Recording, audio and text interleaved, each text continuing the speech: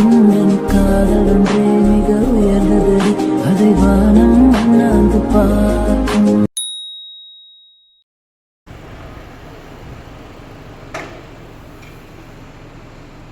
ஹே guys, அஸ்ஸலாமு அலைக்கும் and welcome back to மிஷரஸ் vlogs. எல்லோரும் எப்படி இருக்கீங்க? ஸோ எல்லோரும் தம்ப்நெயிலே பார்த்துருப்பீங்க மோஸ்ட் ஆஸ்க்டு கொஷின்ஸ் இன்றைக்கி இந்த வீடியோவில் சொல்லப்படும். அதுக்கப்புறம் நம்ம இன்றைக்கி க்ளீனிங் ப்ராசஸ் தான் பண்ண போகிறோம். ஸோ அந்த vlog தான் இன்றைக்கி நீங்கள் பார்க்க போகிறீங்க. ஸோ ஸ்கிப் பண்ணாமல் பாருங்கள். க்ளீனிங்னா எப்போதும் உள்ள க்ளீனிங் தான், பட் கொஞ்சம் எக்ஸ்ட்ரா நம்ம யோசிப்போல் இது கண்டிப்பாக பண்ணி ஆகணும் இன்றைக்கி அப்படின்னு அந்த மாதிரி யோசித்து பண்ண ஒரு விஷயம் தான் இன்றைக்கி எக்ஸ்ட்ராவாக. ஸோ ஸ்டார்டிங் வந்துட்டு நம்ம யுட்டென்சில்ஸ் வாஷ் பண்ணுறதுலேருந்து ஸ்டார்ட் பண்ணியாச்சு. ஸோ நைட்டு வாஷ் பண்ணி வச்சுருந்த யுட்டென்சில்ஸ் எல்லாத்தையுமே அரேஞ்ச் பண்ணி வச்சுட்டு இருந்தேன். அதுக்கப்புறம் மார்னிங் என்னோடய ஹஸ்பண்ட்க்கு லன்ச் கொடுத்துட்டு நான் வந்து கொஞ்சம் யுட்டென்சில்ஸ் போட்டு வச்சுருப்பேன். அதை தான் வந்துட்டு ஒரு 2 o'clock 3 o'clock அந்த மாதிரி போல் வாஷ் பண்ணுவேன். ஸோ யூட்டென்சில்ஸ் முடிச்சாச்சு. அடுத்தது நம்ம ஸ்டவ்வை வந்து க்ளீன் பண்ண வந்தாச்சு. ஸோ அதை பண்ணிகிட்டு இருக்கிற டைமில் நம்ம இப்போ மோஸ்ட் ஆஸ்க்டு கொஷின்ஸ் பதில் சொல்லிடலாம். 2-3 கொஷின்ஸ் எனக்கு கொஞ்சம் ரிப்பீட்டடாக வந்திருந்தது, அதுக்கு கொஞ்சம் பதில் சொல்லலான்னு. ஸோ ஃபர்ஸ்ட் பார்த்தீங்கன்னா ஸ்டாலர் பற்றி நிறைய பேர் கேட்டிருந்தீங்க. பேபி ஸ்டாலர் நிறைய பேர் இந்த சென்ஸ் ஒரு 2-3 பர்சன்ஸ் லைக் ப்ரைவேட்டாகவும் கேட்டிருந்தாங்க. இன்ஸ்டா அண்ட் யூடியூப் கமெண்ட்லேயும் வந்துட்டு எனக்கு 2-3 வந்திருந்தது. ஸோ அதுக்கு தான் பதில் சொல்லலான்னு. ஸோ ஸ்டாலர் பார்த்திங்கன்னா உங்களுக்கு லக்கேஜோட ஆட் ஆன் ஆகாது. உங்களுக்கு வந்துட்டு லக்கேஜ் பார்த்திங்கன்னா ஒரு 25 or 30 kgs அப்படின்னா உங்களுக்கு வந்துட்டு அது அல்லாமல் 7 kgs வந்து ஹேண்ட் லக்கேஜ் இருக்கும். ஸோ இது ரெண்டுமே இல்லாமல் நீங்கள் வந்து ஃப்ரீயாக ஸ்டாலர் எடுத்துகிட்டு போகலாம். ஃப்ளைட் கிட்ட வரையும் நீங்கள் எடுத்துகிட்டு போகலாம். ஃப்ளைட் கிட்டக்கு பார்த்தீங்கன்னா அவங்களே வாங்கி வச்சுருவாங்க ஸ்டாலரை. அண்ட் அந்த ஸ்டாலர் வந்துட்டு நீங்கள் யூஏஇயில் இறங்குறப்போ உங்கள் லக்கேஜ்லாம் எடுப்பீங்க பார்த்தீங்களா பெல்ட்டில், அங்கே வந்து ரீச் ஆகிடும். ஸோ அந்த இடத்துல நீங்கள் வந்துட்டு உங்கள் லக்கேஜ்லாம் கலெக்ட் பண்ணுறப்போ உங்கள் ஸ்டாலரையும் அங்கே கலெக்ட் பண்ணிக்கலாம். ஃப்ளைட்லேருந்து இறங்கினோடனேலாம் ஸ்டாலர் கொடுக்க மாட்டாங்க யூஏஇயில் ஒரு எனி கண்ட்ரீஸ்ன்னு நினைக்கிறேன். ஸோ நீங்கள் வந்து பெல்ட்டில் தான் எடுத்துக்கிற மாதிரி இருக்கும். அது வரையும் உங்கள் பேபியை நீங்கள் வந்து கேரி ஆன் பண்ணிக்கிற மாதிரி தான் இருக்கும். ஐ திங்க் யார் கேட்டிங்களோ இந்த கொஷின், ஸோ அவங்களுக்குலாம் இந்த ஆன்சர் கிளியராக இருக்கும்னு நான் நினைக்கிறேன். So back to content. நம்ம வந்து ஸ்டவ்வெல்லாம் முடிச்சதுக்கப்புறம் நம்மளோட கிச்சனில் உள்ள டாப்பரெல்லாம் வந்துட்டு நல்லா க்ளீன் பண்ணிகிட்டு இருந்தேன். ஃபர்ஸ்ட் நான் இந்த மாதிரி ஒரு நல்லா லிக்விட் போட்டு நான் தொடச்சி விட்டதுக்கப்புறம் டிஷ்யூ பேப்பரால் ஒன்ஸ் நான் தொடச்சிப்பேன். பிகாஸ் இங்கே நாங்கள் உட்காந்து சாப்பிட்றதுனால. அப்புறம் ஒரு சில ஸ்நாக்ஸில் சிப்ஸ் பார்த்திங்கன்னா ஒரு 3 packets தான் இருந்தது. அதை எடுத்து நான் வந்து கபோர்ட்குள்ளே போட்டாச்சு. ஸோ இதுக்கப்புறம் ஃப்ரிட்ஜை தான் க்ளீன் பண்ணலான்னு ஒரு ஐடியாவில் இருந்தேன். அதுக்கப்புறம் தான் வந்துட்டு ரியலைஸ் பண்ணேன் ஏன்டா திறந்தோம் அப்படின்னு சொல்லிட்டு. நான் கொஞ்சம் ஈஸியாக இருக்கும்னு நினச்சேன், பட் ரொம்பவே டைம் இழுத்துருச்சு. நினச்சிட்டே இருப்போம்ல இன்றைக்கி இது செய்யணும் அப்படின்னு சொல்லிட்டு. ஆனால் அன்றைக்கி அதை செய்ய மாட்டோம், அதுக்கப்புறம் தான் செய்வோம். அந்த மாதிரி தான் நடந்தது. ஸோ நம்ம க்ளீன் பண்ணிகிட்டு இருக்கிற டைமில் back to question and answer செக்மெண்ட்டுக்கு வருவோம். செகண்ட் கொஷின் என்னென்னா யூஏஇயில் இருக்கிறதுக்கு எவ்வளோ காஸ்ட் ஆகும், லைஃப் ஸ்டைல் எப்படி லீட் பண்ண முடியும், எப்படி சேவிங்ஸ் பண்ணலாம் அப்படின்னு சொல்லிட்டு. இதுக்கு நான் எப்படி பதில் சொல்கிறதுன்னு எனக்கு தெரியல. பட் எனக்கு தெரிஞ்ச ஒரு சில இன்ஃபர்மேஷன் மட்டும் நான் உங்களுக்கு கரெக்டாக பாஸ் பண்ணேன். பிகாஸ் ராங் இன்ஃபர்மேஷன் எனக்கு கொடுக்கறதுக்கு விருப்பம் கிடையாது. லாஸ்ட் டைம் நாங்கள் என்னெல்லாம் தப்பு பண்ணோமோ அது திருத்திக்கிறதுக்காக இந்த டைம் கொஞ்சம் வந்துட்டு இதுலேருந்து கொஞ்சம் மணி வந்துட்டு சேவ் ஆகும் அப்படிங்கிறத நாங்கள் கொஞ்சம் ஐடியா பண்ணிக்கிட்டோம். அதை நான் செகண்ட் டைம் வந்தப்போ என்னோடய ஹஸ்பண்ட் எக்ஸிக்யூட் பண்ணாங்க. அந்த ஒரு விஷயத்த சொல்கிறேன். லாஸ்ட் இயர் வந்தப்போ எங்களுக்கு 2 months விசா வந்துட்டு அடித்தாங்க, which means visiting visa. So inside the country இங்கே இருந்துக்கிட்டே நம்ம விசிட்டிங் விசா அப்ளை பண்ணதுனால காஸ்ட் ஜாஸ்தியாக இருந்தது.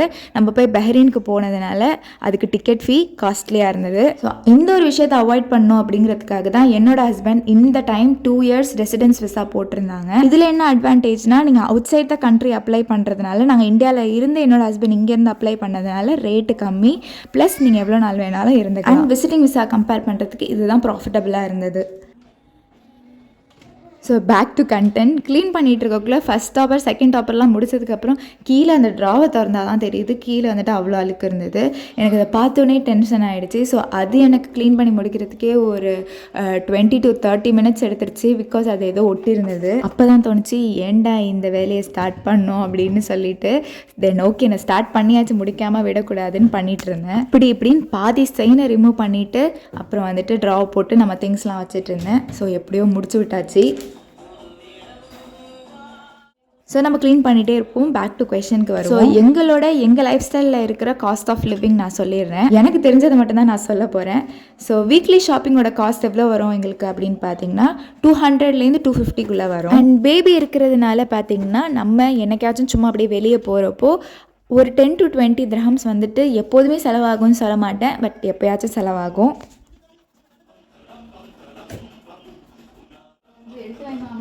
அந்த காஸ்ட் போக எங்களுக்கு rent, water bill, current bill, gas bill, அப்புறம் ட்ரிங்கிங் வாட்டர் பில் எல்லாம் சேர்த்து எங்களுக்கு ஒரு 3000 கிட்ட வரும். ஏஇடியில் நான் எல்லாமே சொல்கிறேன். அதுக்கப்புறம் என்னோட ஹஸ்பண்ட் ஷார்ஜாலேருந்து துபாய்க்கு ஒர்க் போகிறதுனால அவங்களோட பெட்ரோல் செலவு இருக்குது.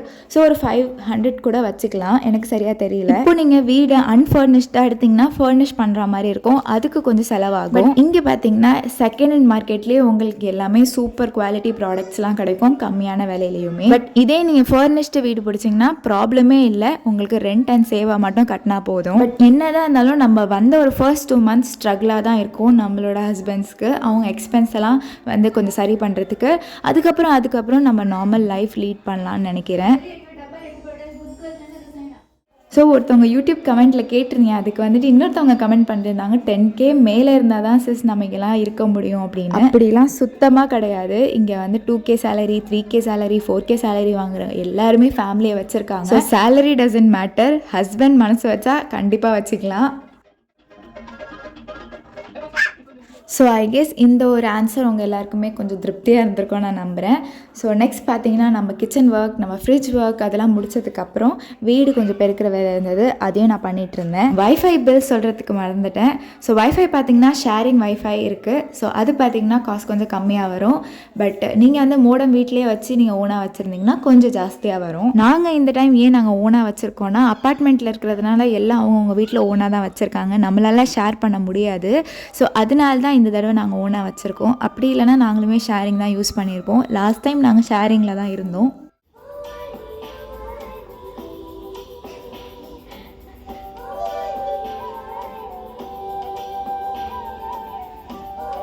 ஸோ வீட்டில் முக்கால்வாசி வேலையை முடித்ததுக்கப்புறம் பார்த்திங்கன்னா வீடே அப்படியே நீட்டாக இருந்தது. அப்பாடா, அப்போ தான் எனக்கு மூச்சு விட்டா மாதிரி இருந்தது.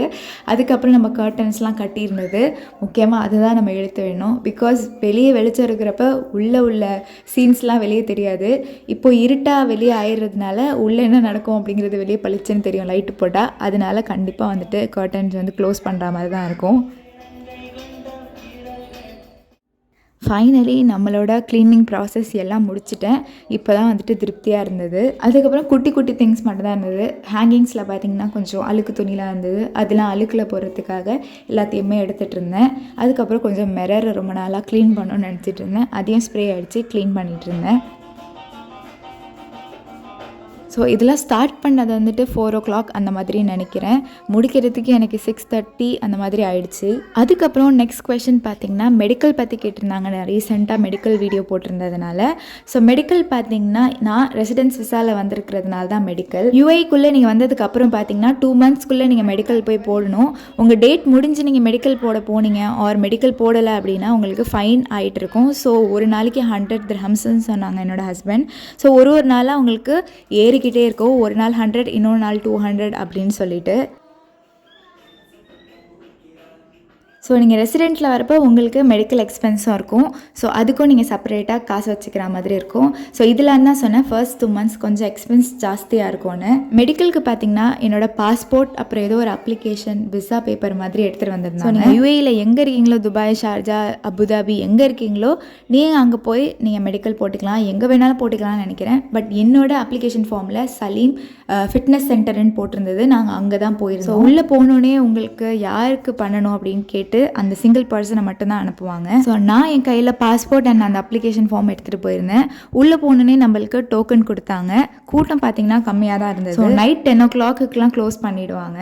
டோக்கன் நம்பர் படி உங்களை கூப்பிடுவாங்க அண்ட் உங்களோட ப்ரூஃப்லாம் அவங்க செக் பண்ணுவாங்க. பார்த்ததுக்கு 1 by 1 டோக்கன் நம்பர் படி கூப்பிடுவாங்க. நான் இதான் ஃபர்ஸ்ட் டைம் மெடிக்கல் போகிறதுனால என்கிட்ட ஃபர்ஸ்ட் டைமான்னு கேட்டாங்க. ஸோ ஃபர்ஸ்ட் டைமுங்கிறதுனால எனக்கு வந்துட்டு பிளட் டெஸ்ட் அண்ட் எக்ஸ்ரே எடுத்திருந்தாங்க. நீங்கள் யாராச்சும் ஃபர்ஸ்ட் டைம் மெடிக்கல் போகிறீங்கன்னா தெரிஞ்சுக்கோங்க. லைக் அவங்க வந்துட்டு ட்ரெஸ்ஸை ரிமூவ் பண்ண சொல்லுவாங்க எக்ஸ்ரேக்காக. அவங்க நம்மளுக்கு ஒரு நைட்டி மாதிரி கொடுத்து போட சொல்லுவாங்க. அண்ட் நம்மளோட கோல்ட் ஜுவல்லரிஸ் எல்லாத்தையும் ரிமூவ் பண்ணுற மாதிரி இருக்கும், இயரிங்கை கூட. இந்த ப்ராசஸ்லாம் முடிச்சோன்னே 24 ஹவர்ஸில் நம்ம ஃபிட்டாக இல்லையா அப்படின்னு அவங்க மெயில் சென்ட் பண்ணிடுவாங்க. ஃபிட்டுன்னு வந்துச்சுன்னா அவங்களே உங்களுக்கு அப்பாயின்மெண்ட் டேட் மெசேஜ் பண்ணுவாங்க. எமிரேட்ஸ் ஐடி ப்ராசஸ்க்காக நீங்கள் அந்த அப்பாயின்மெண்ட் டேட் அன்னைக்கு போய் ஃபிங்கர் பிரிண்ட்ஸ் வச்சுட்டு வர மாதிரி இருக்கும். நானும் இன்னும் அந்த ப்ராசஸ்க்கு போல, அதனால ஃபுல் டீட்டெயில் எனக்கு தெரியும். ஸோ நீங்கள் ஃபிங்கர் பிரிண்ட்ஸ்லாம் வச்சு வந்ததுக்கப்புறம் ஒரு 2-3 டேஸில் உங்களுக்கு எமிரேட்ஸ் ஐடியும் வந்துடும். ஸோ அவ்வளோதான் இந்த மெடிக்கல் டீட்டெயில். எல்லாருக்கும் இன்ஃபர்மேட்டிவாக இருந்திருக்கும்னு நான் நம்புகிறேன்.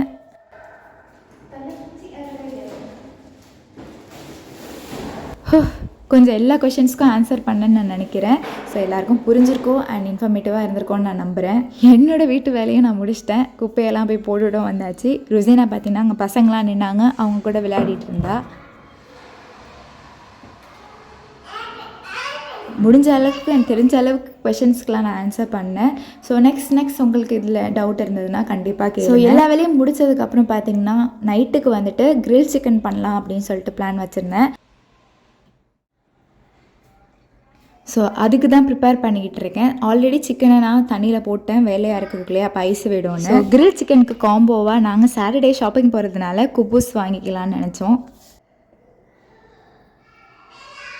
அண்ட் போகிறதுக்கு முன்னாடியே மேரினேட் பண்ணி வச்சுட்டு போயிட்டா ஒரு 2-3 ஹவர்ஸ் நல்லா மேரினேட் ஆகி உப்பு பிடிச்சிருக்கும். ஸோ அதுக்கு நான் ஃபர்ஸ்ட்டு உப்பை நான் சிக்கனில் போட்டுக்கிட்டேன். அண்ட் அதுக்கு மேலே கொஞ்சம் லெமன் ஸ்குவீஸ் பண்ணி நல்லா தடவி வச்சுக்கிட்டேன். கொஞ்சம் நல்லா இன்னும் அந்த கட்டிங்ஸ்லாம் உப்பு பிடிக்கிட்டோம். அப்புறம் எப்போதும் போல் மேரினேட் பண்ணுறதுக்காக இஞ்சி பூண்டு paste, pepper powder, turmeric powder, chilli powder, chaat masala, garam masala, கொஞ்சமாக ஆயில், கடைசியாக கர்ட் ஆட் பண்ணி லெமன் ஸ்குவீஸ் பண்ணி நல்லா பரட்டி விட்டுக்கிட்டேன். இதெல்லாம் பண்ணிகிட்டு இருக்கிறப்பவே என்னோடய ஹஸ்பண்டும் வந்துட்டாங்க.